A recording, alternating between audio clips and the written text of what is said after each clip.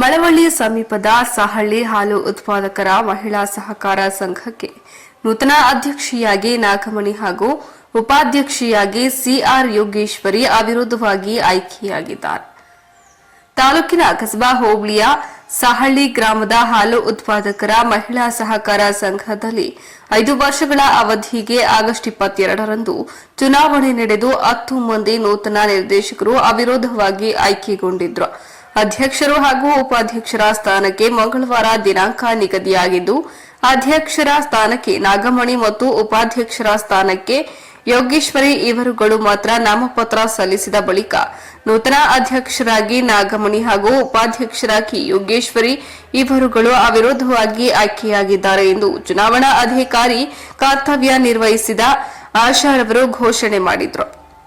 ಇದೇ ವೇಳೆ ಸಂಘದ ಕಾರ್ಯದರ್ಶಿ ಎನ್ ಮಂಜುಳಾ, ನಿರ್ದೇಶಕರಾದ ಕೆಂಪಮ್ಮ, ಸೌಭಾಗ್ಯ, ಭಾಗ್ಯ, ಬಸವರಾಜಮ್ಮ, ನಾಗಮ್ಮ, ಪ್ರೇಮ, ಸಿದ್ದಮ್ಮ, ಲಿಂಗರಾಜಮ್ಮ, ಹಾಲು ಪರೀಕ್ಷಕಿ ರತ್ನಮ್ಮ, ಮುಖಂಡರಾದ ಜಿಲ್ಲಾ ಕೆಡಿಪಿ ಸದಸ್ಯ ಶಶಿರಾಜ್, ಸಖಿ ಸುಬೇಗೌಡ, ಚಿಕ್ಕೇಗೌಡ, ಗುರು, ದೇವರಾಧ್ಯ, ಶ್ರೀನಿವಾಸ್, ಪುಟ್ಟಸ್ವಾಮಿ, ರವೀಶ್, ನಾಗೇಶ್, ಶಿವಲಿಂಗಯ್ಯ, ಶಿವಣ್ಣ ಸೇರಿದಂತೆ ಗ್ರಾಮಸ್ಥರು ಹಾಜರಿದ್ದರು.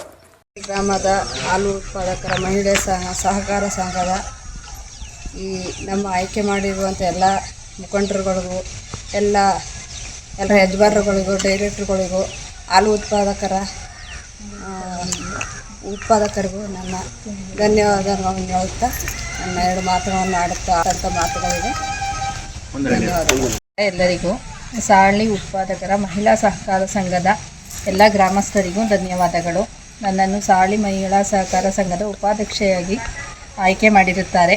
ಆದಷ್ಟು ಎಲ್ಲರ ಸಹಕಾರದಿಂದ ಸಂಘವನ್ನು ಉತ್ತಮ ಗುಣಮಟ್ಟದಲ್ಲಿ ನಡೆಸಿಕೊಂಡು ಹೋಗಲು ಪ್ರಯತ್ನ ಪಡುತ್ತೇವೆ.